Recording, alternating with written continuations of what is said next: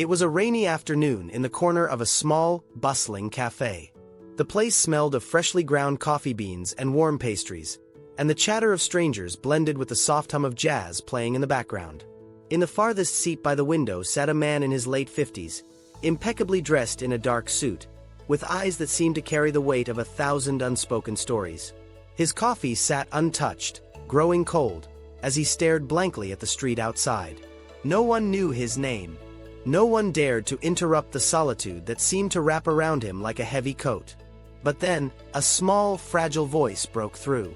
"Can I sit with you?" He turned slowly and saw her, a little girl, no older than 8, her skin pale, her hair thin beneath a pink beanie. Her eyes, though tired, sparkled with a kind of innocence the world rarely preserves.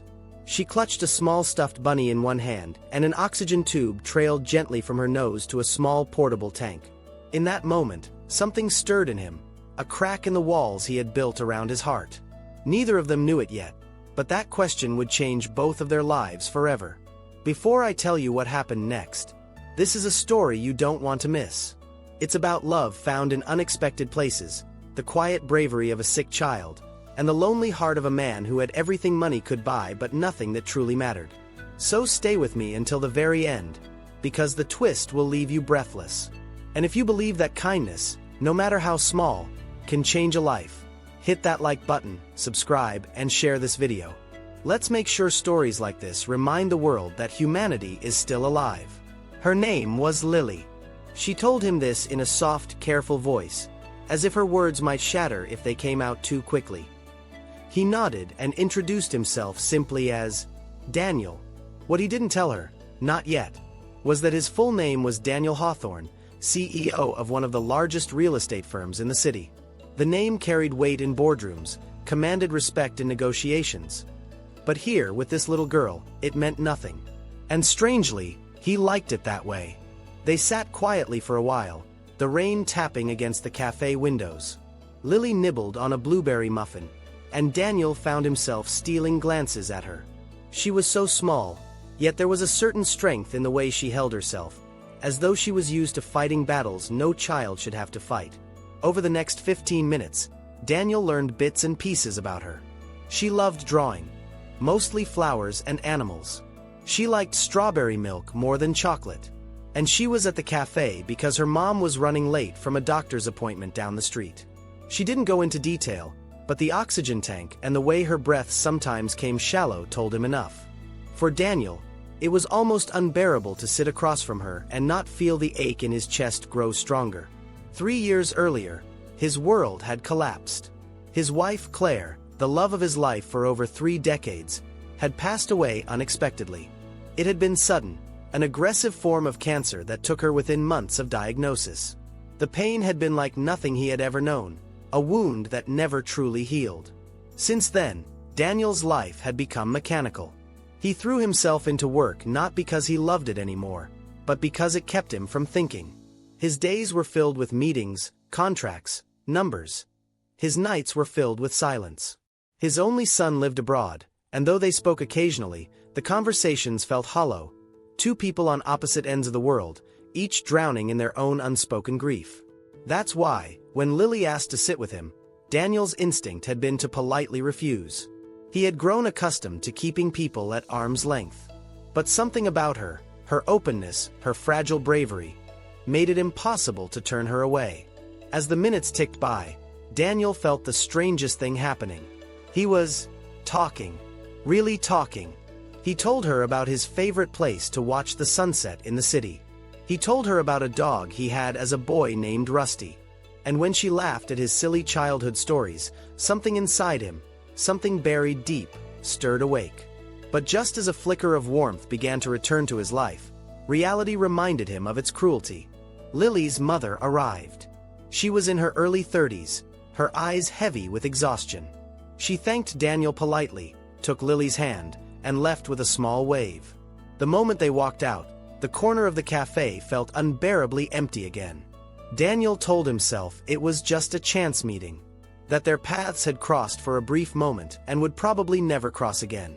But deep down, he knew, he hoped, that wasn't true.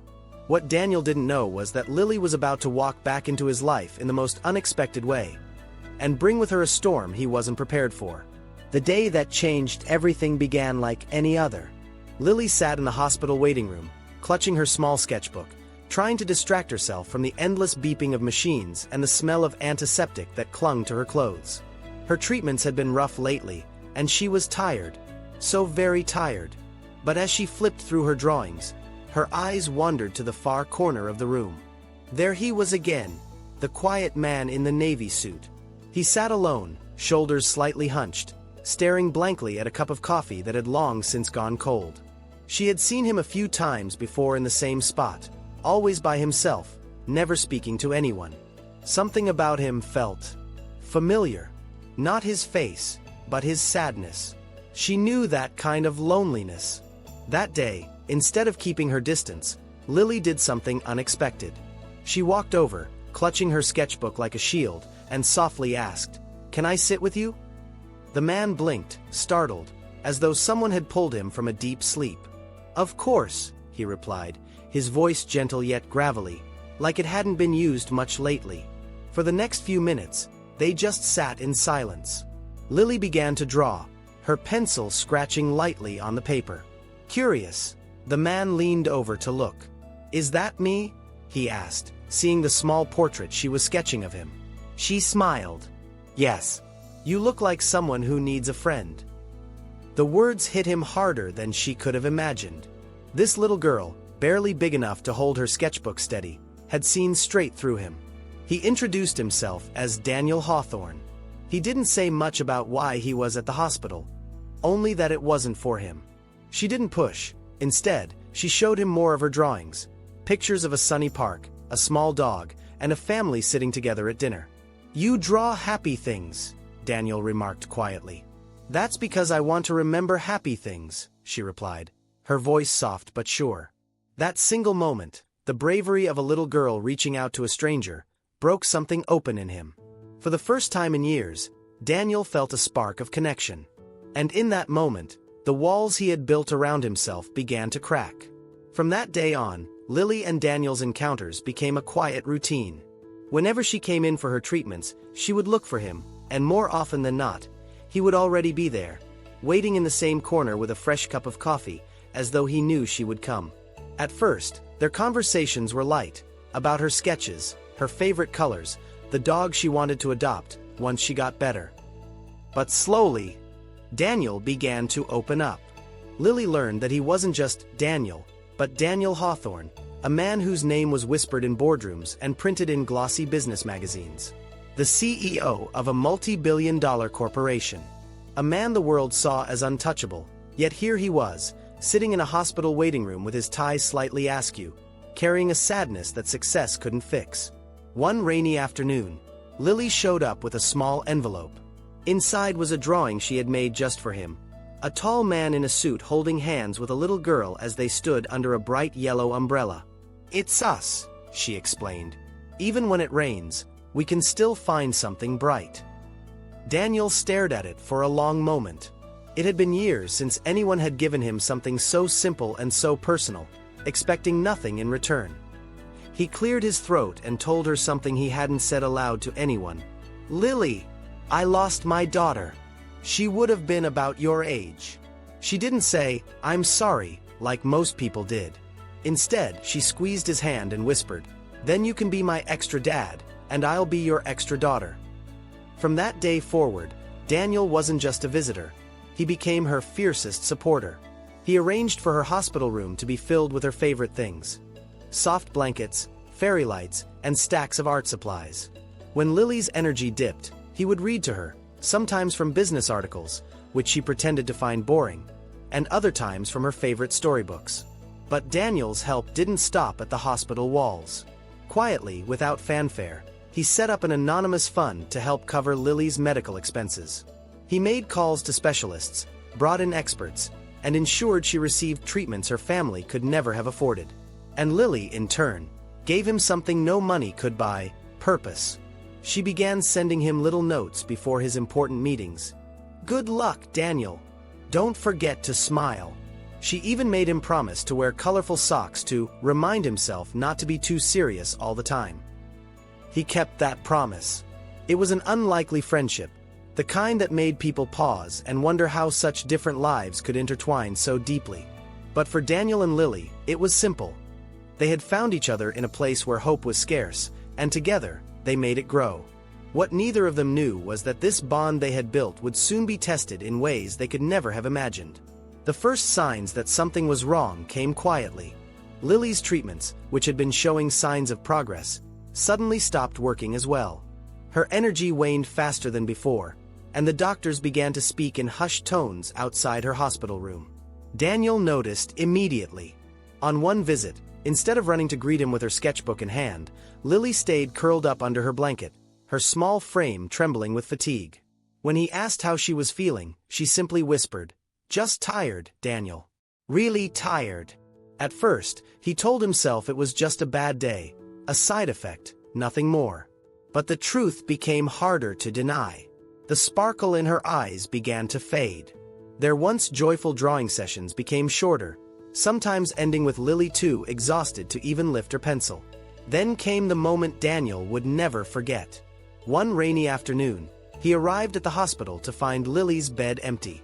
Panic seized his chest until a nurse gently explained she had been moved to the ICU. Her condition had taken a sudden turn, and the doctors were doing everything they could. Daniel stood frozen in the hallway, his mind spinning. In all his years as a CEO, he had faced crises worth millions of dollars, handled mergers, and stared down boardrooms of skeptical investors. But nothing had prepared him for the feeling of helplessness that swept over him now. For the first time since they met, Daniel wasn't the one bringing hope. He was the one clinging to it. He visited every day, no matter how late his meetings ran. Some nights, he stayed until dawn, just sitting by her bedside, holding her tiny hand in his. He didn't talk about business anymore, only about the future she still dreamed of, the art gallery she wanted to open, the dog she planned to adopt, the family dinners she imagined in a home filled with laughter. But inside, Daniel feared that future was slipping away. The setback wasn't just in her health, it was in the deep shadow it cast over both their lives. For Daniel, the once bright colors of his world began to fade to gray. And for Lily, every day became a fight against a clock they both silently wished they could stop. Weeks passed, and Daniel found himself living in two worlds, the sterile hum of the hospital room and the chaotic demands of his corporate office. Yet no matter how intense his business life became, it was always Lily's room he returned to, like a compass pointing home. One crisp morning, as the autumn sun streamed through the hospital blinds, Lily was sitting up in bed, sketchbook open, a faint smile on her lips. She had been through another grueling treatment the day before, but somehow, she still wanted to draw. "This one's for you," she told him, holding up a page filled with bright colors, golden rays of sunlight streaming down over a small figure standing beside a taller one. In the corner, she had written in her delicate handwriting, "You brought the light." Daniel swallowed hard. He realized in that moment that this little girl, whom he had once thought he was helping, had given him something far greater in return. She had reminded him of the simple, unshakable truth that life is not about quarterly reports, profit margins, or boardroom victories. It's about the lives we touch along the way. Lily's health journey remained uncertain. There were good days and bad, victories and setbacks. But instead of focusing on the what-ifs, Daniel learned to focus on the right-nows. Each visit became less about talking over her future and more about living in the present. Sharing jokes, telling stories, and simply sitting together in comfortable silence. Months later, Daniel announced something at his company's annual meeting that shocked the board. A new foundation, dedicated to funding treatments and providing emotional support for children facing long-term illnesses. He named it the Lily Light Foundation. "Success," he told the packed auditorium, "means nothing if it doesn't make the world a little brighter for someone else." Lily's drawing now hangs in Daniel's office, framed in gold. Whenever the weight of his corporate responsibilities threatens to crush him, he looks at it and remembers why he's really here. And though her battle is ongoing, Lily continues to draw, each stroke of her pencil a quiet declaration that hope, once given, never truly fades. Because sometimes the greatest CEOs aren't the ones who run companies. They're the ones who show up, again and again, for the people who need the most. If Lily's story touched your heart, don't let it end here. Share this video so her light can reach someone who needs hope today. And if you believe, like Daniel, that kindness can change a life, tap that subscribe button and join us for more true stories that will move your soul and remind you of the good still left in this world. Your one click might be the start of someone else's miracle.